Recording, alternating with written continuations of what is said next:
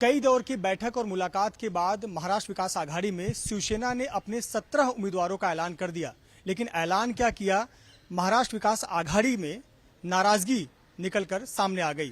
कांग्रेस के नेता भी नाराज हैं, मुंबई कांग्रेस के नेता नाराज हैं कि ऐसी सीटों पर भी शिवसेना ने अपने उम्मीदवार डिक्लेयर कर दिए जहां कांग्रेस के उम्मीदवार चुनाव लड़ते रहे हैं या फिर कांग्रेस की परंपरागत सीट रही है। अब तो ये माना जा रहा है कि शिवसेना की दादागिरी इस हद तक नजर आई कि कांग्रेस को खैरात में एक टिकट मुंबई में मिलने जा रहा है। ये शब्द हैं संजय निरुपम के। हमारे साथ इस पूरे विषय पर बात करने के लिए जिशान सिद्दीकी हैं, जो कि सबसे युवा विधायक हैं कांग्रेस के। जिशान भाई, सबसे पहले तो आपने देखा कि आज सुबह होते ही शिवसेना ने अपने 17 उम्मीदवारों की घोषणा कर दी। किस तरह से देखते हैं इस लिस्ट को? देखिए, बहुत दुर्भाग्यपूर्ण है और ये कोई नई बात नहीं है। शिवसेना की जो दादागिरी आप कह रहे हो, ये जब हमारी अलायंस शुरू हुई थी 4 साल पहले, 4.5 साल पहले, ये तब से ही हो रही थी। मेरे साथ अन्याय तो स्टार्टिंग से ही हो रहा था और तभी भी कांग्रेस पार्टी के किसी लीडर ने कुछ कहा नहीं था और आज उन सबके सामने ये चीज आ रही है। और सांगली की जो सीट है वो पारंपरिक हमारी सीट रह चुकी है, मुंबई साउथ सेंट्रल की सीट है। कल को ये भी हो सकता है कि हमने अगर कैंडिडेट अनाउंस नहीं किया तो नॉर्थ सेंट्रल पे भी वो अनाउंस कर ले और हमारे लीडर्स कुछ कहेंगे भी नहीं। हमारे घर बचाने से ज्यादा उनको अलायंस बचाने की ज्यादा पड़ी है और ये बहुत दुर्भाग्यपूर्ण है। कार्यकर्ता नाराज है, अलायंस से नाराज है और मैं पहले भी कहा हूं कि हमारा असली दुश्मन शिवसेना यूबीटी ही है, बीजेपी तो बाद का दुश्मन है। तो मुंबई में लोकसभा की 6 सीटें हैं और इन 6 सीटों में से क्या शिवसेना 5 पर लड़ेगी और कांग्रेस सिर्फ 1 पर लड़ेगी?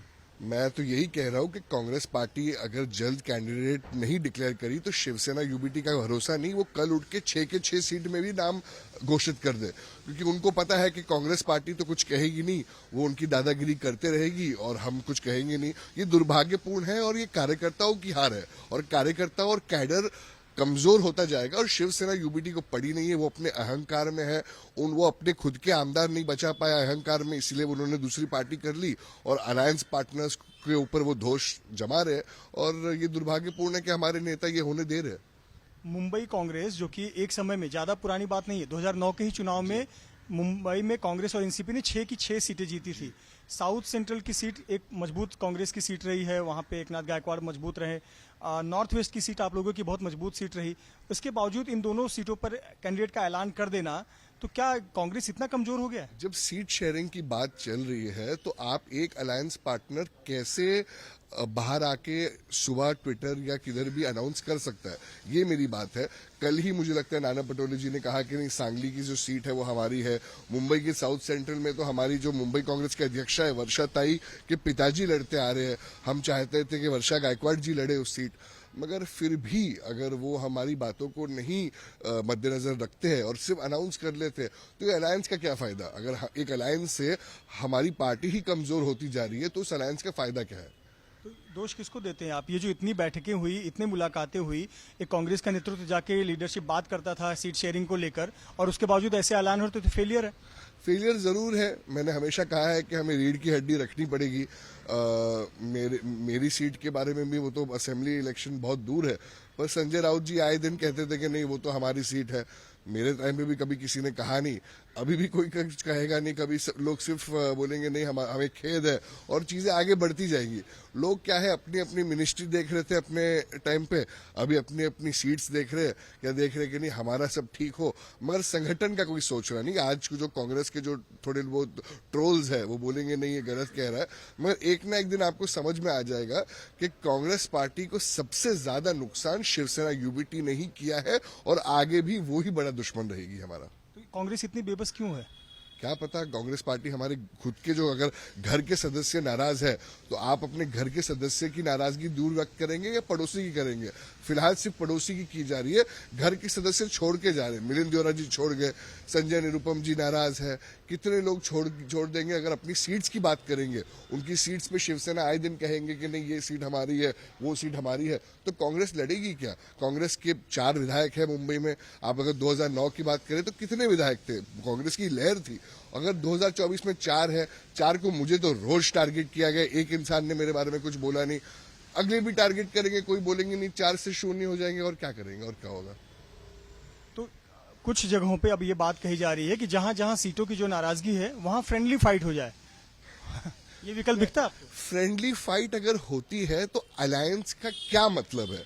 मैं तो बोला फिर जो लड़ना है हम आप अलग अलग लड़ेंगे, फिर उसके बाद अगर देखना है तो ठीक है। 2019 में भी हमने कभी जिंदगी में सोचा भी नहीं था कि शिवसेना के साथ हम अलायंस करेंगे। मैंने खुद का चुनाव मुंबई के महापौर के सामने लड़ा था, शिवसेना के गढ़ में लड़ा था, तो हम जीते थे ना शिवसेना के अगेंस्ट भी। उसके बाद चलो अलायंस हो गया, जो हम नहीं चाहते थे, मैं नहीं चाहता था, वर्षा ताई नहीं चाहती थी। आज जो अलायंस को इतना तवज्जो देती है, उनको पूछिए, जब 2019 में पूछा गया था हम सबको, तो वर्षा ताई ने सबसे पहले कहा था कि नहीं, हमें अलायंस नहीं चाहिए।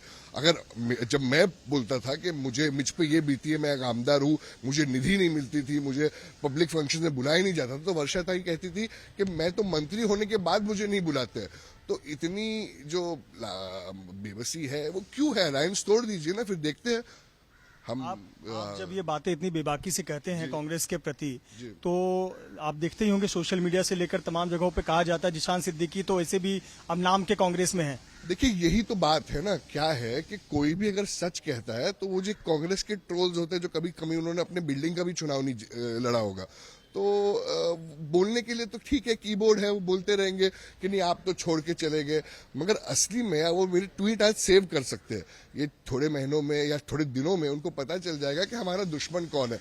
मैं तो यही कह रहा हूं कि अगर हमारे अच्छे दोस्त है, मित्र है, अलायंस पार्टनर है, तो हमसे पूछे बिना वो ऐसे स्टेटमेंट्स कैसे मेक कर सकते हैं, और हमारी पारंपरिक सीट में वो कैसे लड़ना चाहते हैं? अगर हमारे मित्र है तो हमसे पूछ के करिए, और हमारे लोगों को वो टारगेट कैसे कर सकते हैं? कांग्रेस एक राष्ट्रीय पार्टी है और राष्ट्रीय पार्टी होकर वो लग रहा है कि सिर्फ 17 और बहुत कहा जाए तो शिवसेना का एहसान हुआ तो 18 सीट मिलेगी और शिवसेना 22 सीट पर लड़ेगी। ये दुर्भाग्यपूर्ण स्थिति पैदा हो रही है, जिम्मेदार किसे मानते हैं? देखिए, जिम्मेदार जो नेगोशिएट कर रहा है उनको मानूंगा, जिम्मेदार मानूंगा मैं शिवसेना यूबीटी के लोगों को, जो आए दिन गलत गलत स्टेटमेंट्स मेक करते हैं, नेताओं को ऊपर हमारे कहते हैं कि नहीं दिल्ली के नेता सर्वश्रेष्ठ है और ये गांव गली के नेता तो कुछ है नहीं। मगर भैया, गांव गली के नेता ही तो आपको चुनाव जीता के देते हैं ना। तो ठीक है, जो बात है, अगर हमारी वैल्यू नहीं है तो ऐसा लग रहा है कि मुंबई महाराष्ट्र में लोकल लीडरशिप की कोई वैल्यू ही नहीं है, तो ठीक है, ऐसा है तो फिर दिल्ली के लोगों को आके मुंबई महाराष्ट्र में आप चुनाव लड़ाइए, देखते कौन कितना जीतता है। हमारी तो यही मांग है कि कांग्रेस पार्टी को अगर फायदा नहीं हो रहा है, जो सब कार्यकर्ताओं को पता है, कोई लोग आपको कहेंगे, कोई लोग नहीं कहेंगे, मगर फायदे से ज्यादा हमें अलायंस से नुकसान ही होता आ रहा है, और आगे भी नुकसान है, क्योंकि नेशनल अलायंस नहीं है, हमारी विचारधारा कभी मैच नहीं होती है, तो अलायंस की बात ही क्या आती है इसमें? विचारधारा मैच नहीं होगी तो क्या कांग्रेस का कैडर शिवसेना के लिए लोकसभा चुनाव में काम करेगा? वो आप कैडर से पूछिए। अगर मैं कार्यकर्ताओं से बात करता हूं तो आज भी कहते हैं कि नहीं करेंगे। शिवसेना का कैडर तो और भी मजबूती से कहता है कि नहीं, हम नहीं करेंगे। तो ये आपसी जो ऊपर में जो मीठी चीज है। अभी इंडिया अलायंस की बात कीजिए, इंडिया अलायंस में मेरे सारे पोस्टर बने थे, मेरी हयात में हुआ था, मेरे मतदार संघ को लगकर।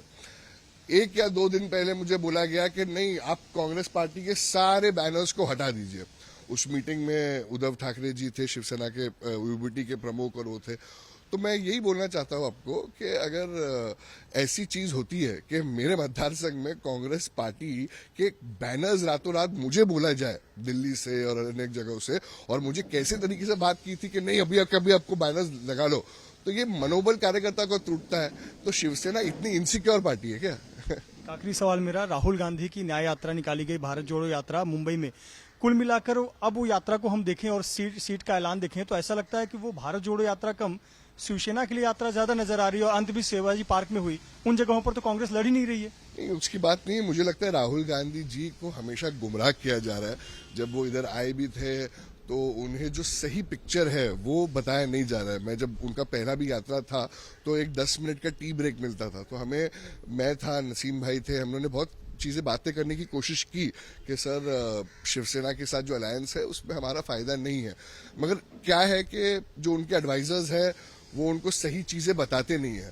तो मुझे लगता है राहुल जी अगर सही लोगों से बात करेंगे तो उनको पता चलेगा कि कांग्रेस पार्टी का महाराष्ट्र में सच में दुश्मन कौन है और कौन नुकसान पैदा कर रहा है। आखिरी सवाल, जिशान सिद्दीकी कांग्रेस कब छोड़ रहे हैं नई पार्टी का दामन कब थाम रहा है? बात देखिए, बात ये नहीं है कि जिशान सिद्दीकी कांग्रेस कब छोड़ रहे। मैंने तो हमेशा से कहा है कि मैं कांग्रेस पार्टी में हूँ।